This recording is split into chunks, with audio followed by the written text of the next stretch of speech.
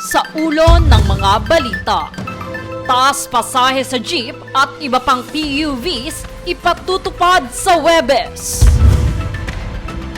Big time hike sa presyo ng petrolyo ngayong linggo, umabot ng 23 pesos 90 centavos per liter.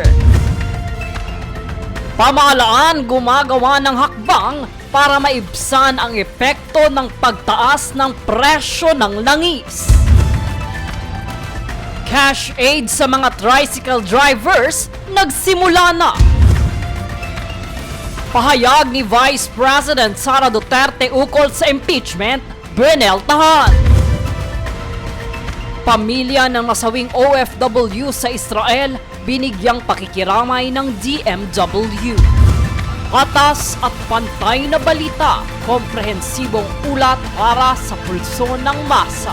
Ito ang Newspool.